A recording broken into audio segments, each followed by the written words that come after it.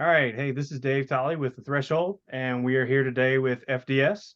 If you guys wouldn't mind, give a quick introduction so we can kind of know who you are. What is up? My name is Franccesca Destruct, and I am the vocalist and sort of brain person behind FDS. And my name is Chris. I play guitar. We are a Los Angeles based band that kind of plays a weird genre of music, I think. So we play a lot of really heavy breakdowns. There's lots of gutturals, there's lots of screaming, a little bit of singing, maybe here and there.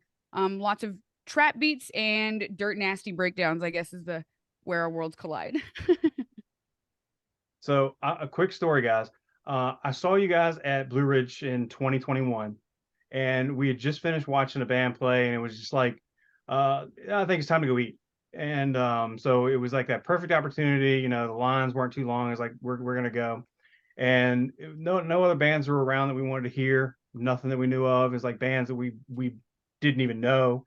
And they turned around, and all of a sudden we start walking off, and I just hear this guttural like growl out of nowhere, and it caught my attention because of where I was at with the speakers. And I turned and looked, and there you guys were on stage, and that growl just drew me in right there at first, and I just kind of I stayed for the entire set.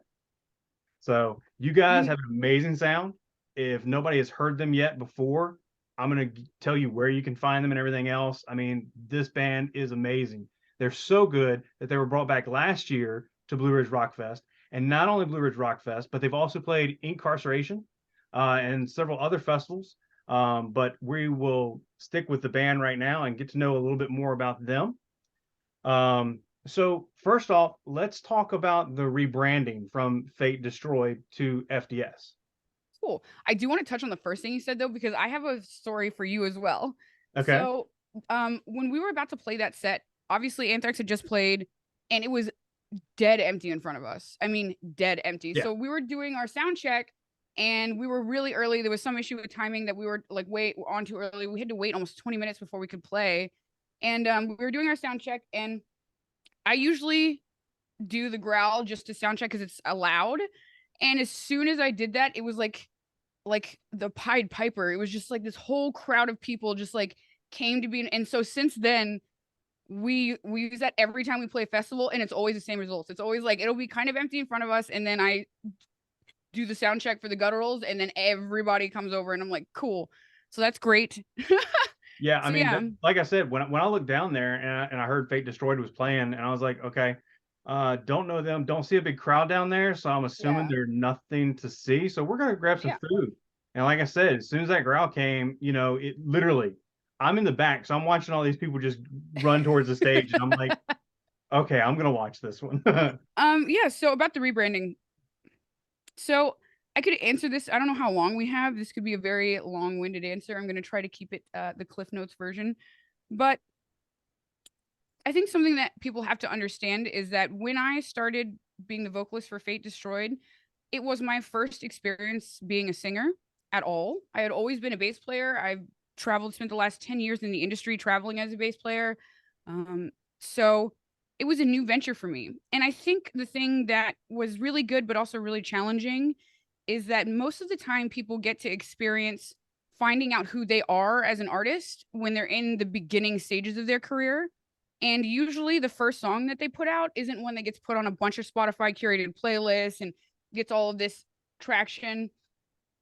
And that's sort of what happened with Break Free. I didn't really know who I was as a singer at the time. I put out this song, and it went, I mean, we booked our first festival before I even had a lineup. And so it was really a lot. And so I kind of went through my awkward teen phase in the eyes of view of everybody, because it's not like I could allow that momentum to stop. And there came a point where I recognized that a lot of what we were doing and a lot of the music that we were putting out, I didn't really connect with, because so much of it was based on the wrong things. It was, how do we maintain this momentum? How do we put out music that people will like? How do we put out music that is successful? How do we put out music that sounds like name big band in the scene that was doing something at the time? And over time, I kind of got disillusioned with music in general. Because it felt like a job, because it wasn't giving me the catharsis that's the reason I turned to music in the first place. So there came a point where I recognized that everything needed to be changed. So obviously our lineup changed, and my thought was, we're doing this new sound, and I don't think that the people who are native to this project are going, or people who were part of the project or are fans in the beginning, are going to connect with it in the same way that they would something that's more metalcore, because that's really their background. But it was really about, it was at incarceration really that I made the decision. And that's also, I got a butterfly tattooed on my face, which is a whole other story.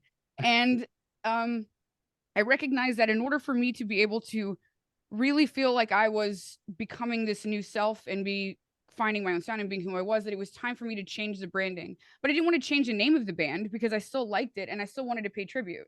So we switched to FDS, which is just an acronym of Fate Destroyed. FDS, Fate Destroyed. And so we're kind of going for the AFI thing. It's like, we know AFI is a fire inside, but everybody calls them AFI. So I was like, okay, so I know we're not AFI, but hear me out. What if we can emulate that same thing? Yeah, no, So, I mean, that makes sense. So yeah, I like that.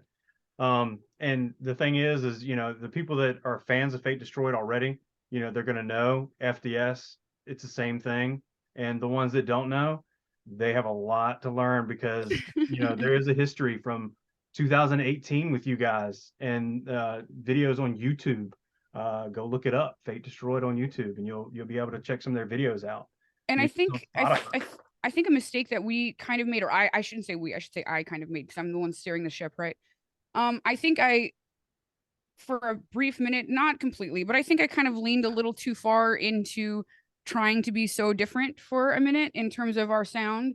I don't dislike the music that the last couple songs that we put out. Obviously, I love Mutation, and 47 has a very deep and personal connection for me because it's about a friend of mine who committed suicide. And so those songs are meaningful to me. But I think the new music, and I just sent you an unreleased song, is much more reflective. It's just heavier. It is more, I think it's finally something that's less derivative, and the new music that we're putting out is back to being super heavy, lots of breakdowns, lots of screaming. There's almost no singing in it at all. And I think that is like, it's good. I think we're finally settling into something that makes us wholly unique. Good. Yeah, I was going to say that was going to be my next question with your sound, but I mean, you just answered it, so that's great. So you guys do have that unique sound. Like I said, your voice, your singing voice is great. You've got that growl that, there's not many females that can pull that off the way Or that males. you do. You're absolutely right.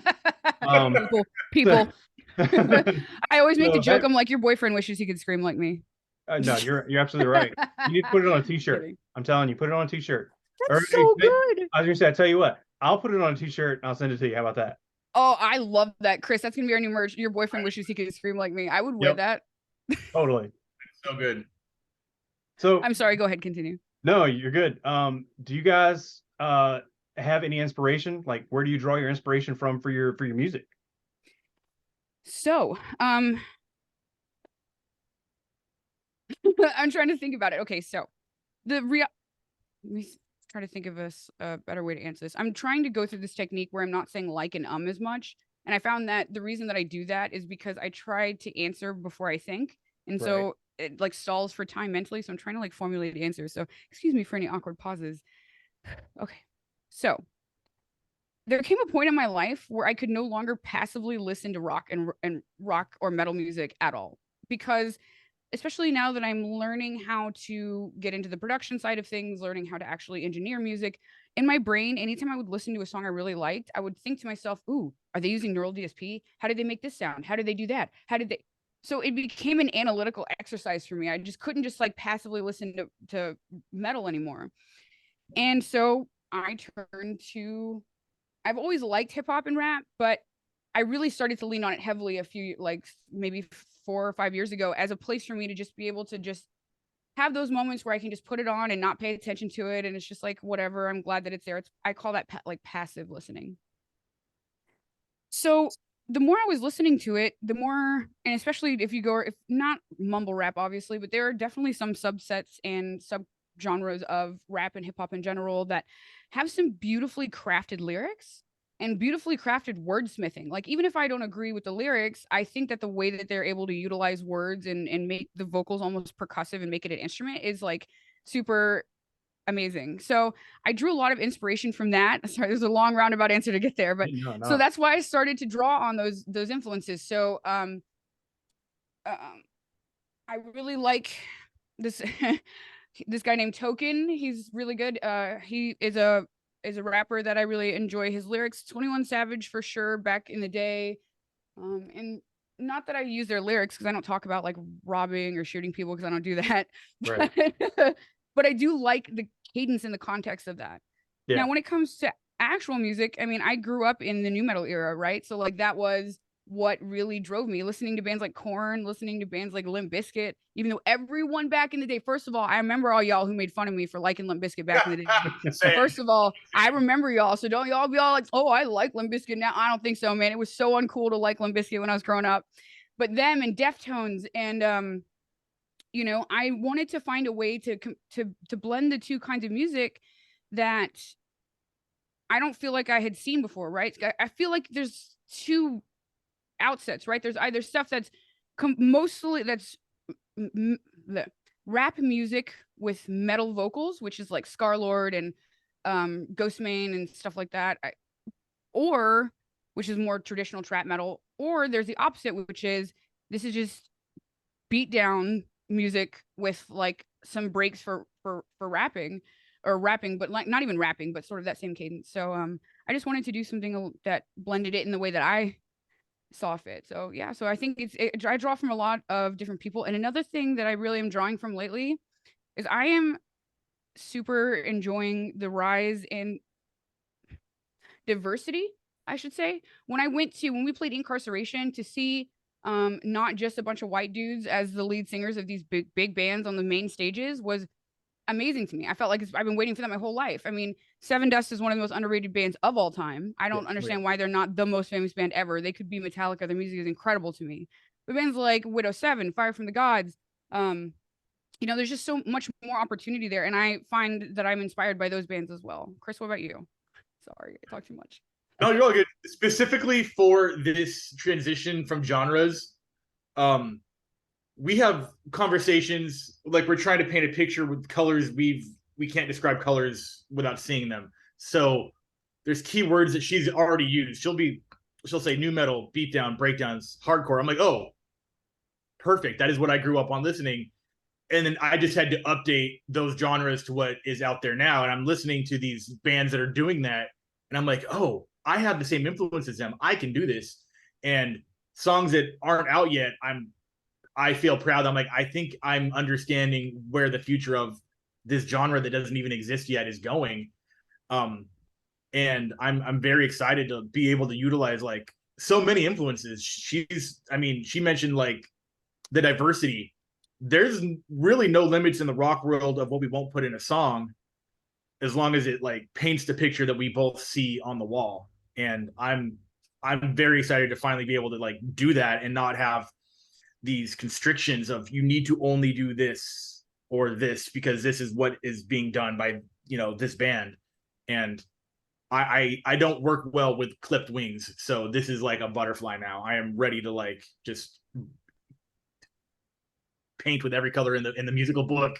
I mean, that's what's fun now is like, you know, when we were doing pretty much solely metalcore stuff, it was very much, how do we make it sound like this band? Or, oh, we can't use that. It doesn't fit the genre. Oh, we can't do that. And it was just so confining. And, you know, I think right now it's like when you start to make music that you would like, and of course we care about what other people think about it. Obviously, like if people don't like it, then we're fucked.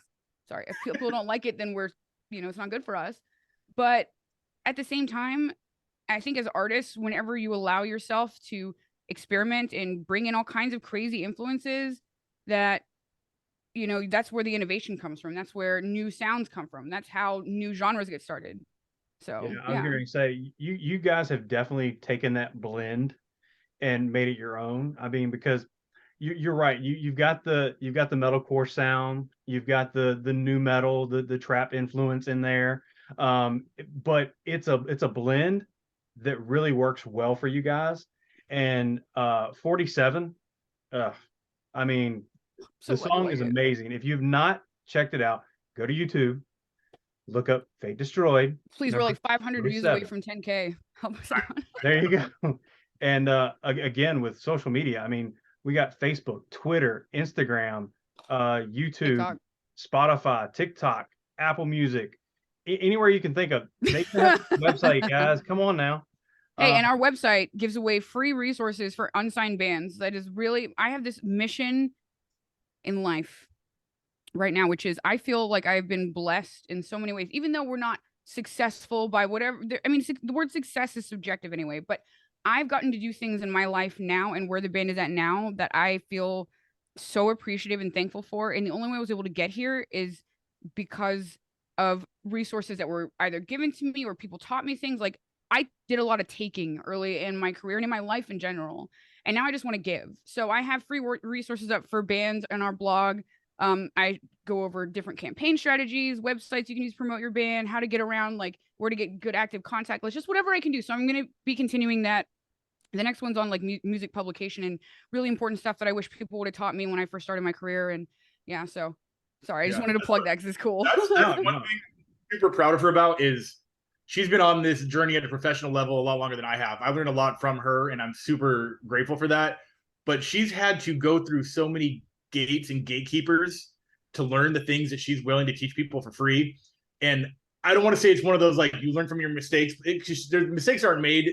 It just trials and tribulations of being a band that started from where the band started, which was before my time in the band, to getting here is information that so many bands should have.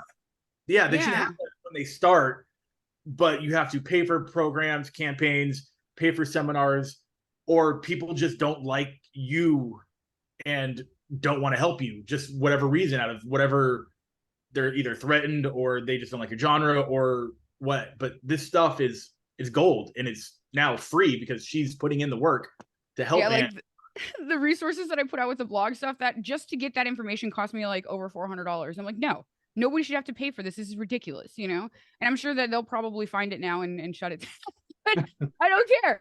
The point is like, yeah. So anyway, I know we keep taking over this interview. I'm so sorry. No, that's you're completely fine. Do you guys have any shows or tours or anything like that coming up?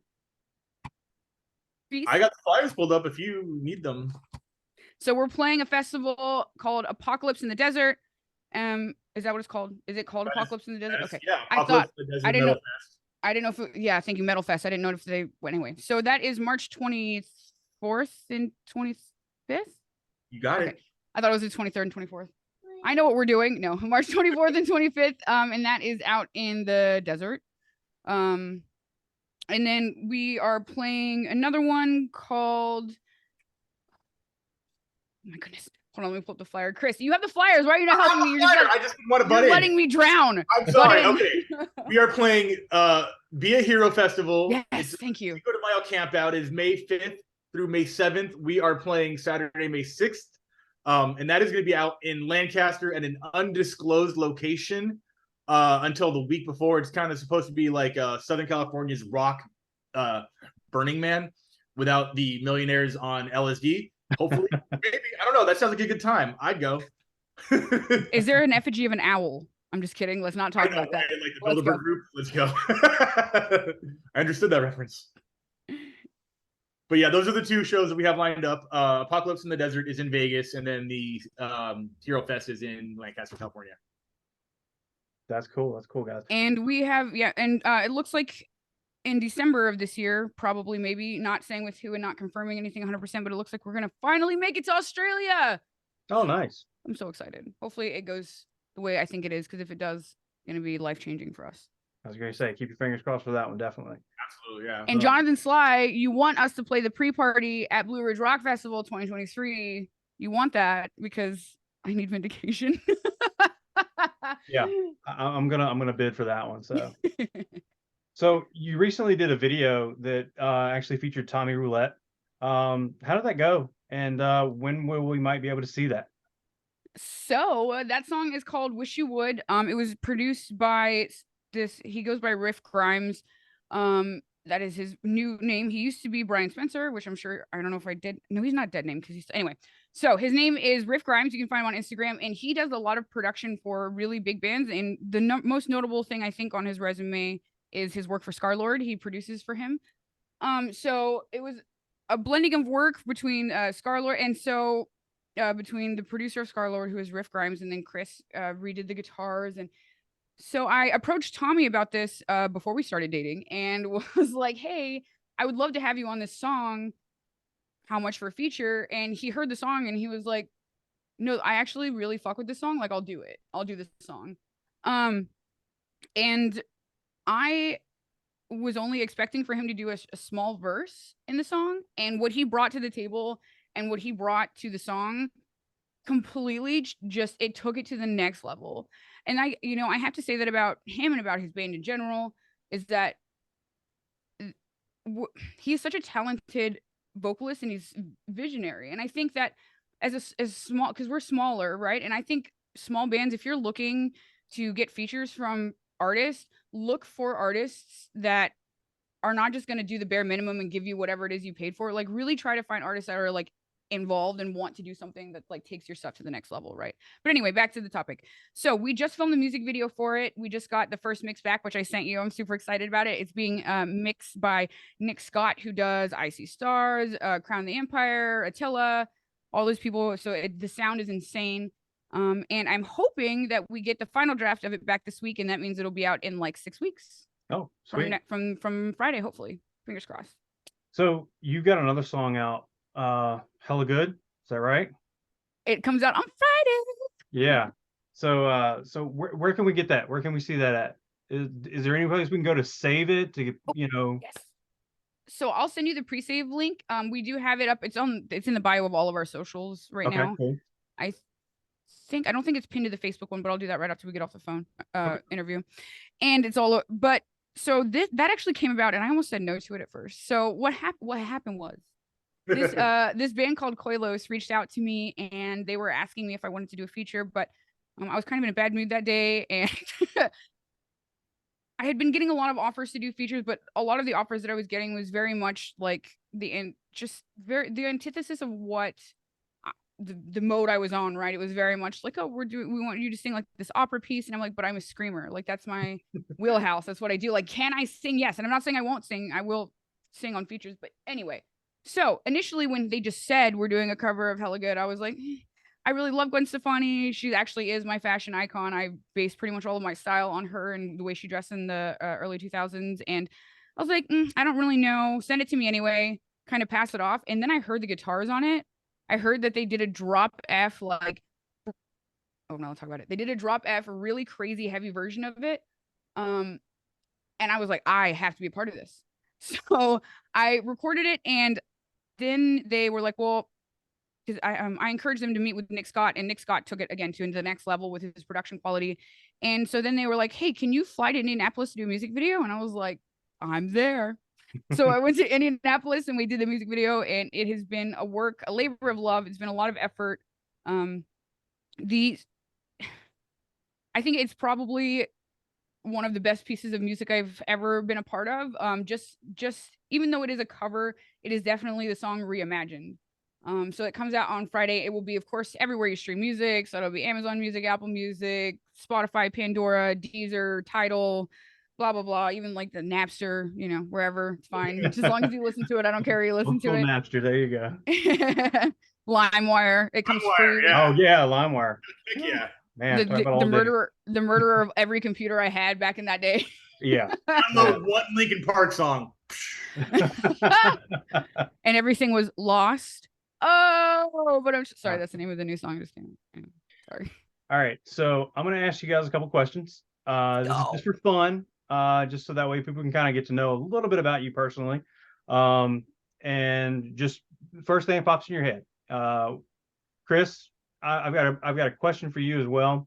Only because Chris is gonna answer first. What are you talking about? Right, you love trivia. You got the movie posters on the back wall. So we're gonna ask you first. What's your favorite movie?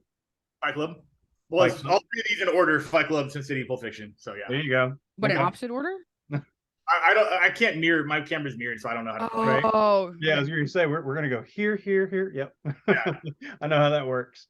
Favorite holiday for either one of you? My birthday, because it is. When is it?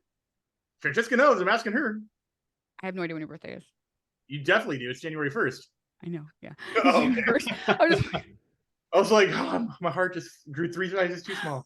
No, I'm kidding. Of course, on your birthday. It's my least favorite holiday. His birthday. I'm just kidding. I love you're my favorite. No, nobody shows up.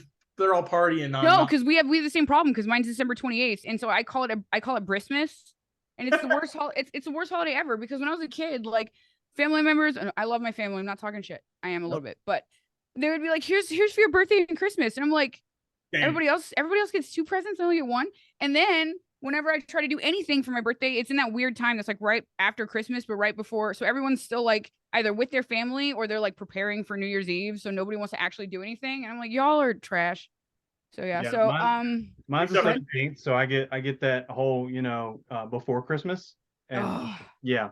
It's a lot. It sucks. December babies, even early January babies, we stand in solidarity with you because it sucks. Yeah. That's probably why we're the worst of the astrological signs, I guess. I don't know. I don't pay attention to astrology, but I feel like I've been told that.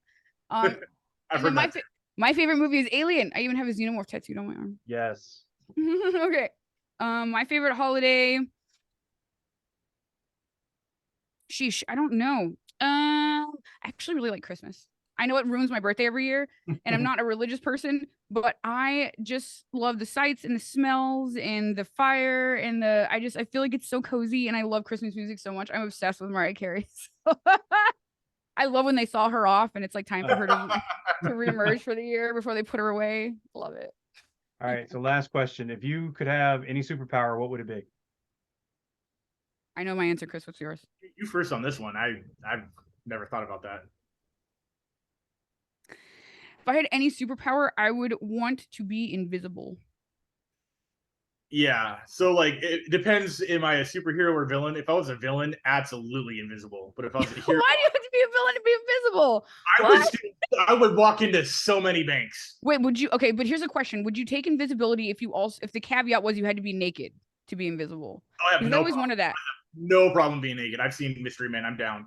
If I was a hero, then I guess flying, because flight travel is just too expensive, and that sounds like a cheap way to get around. Gotcha. That's awesome. Guys, I appreciate your time today.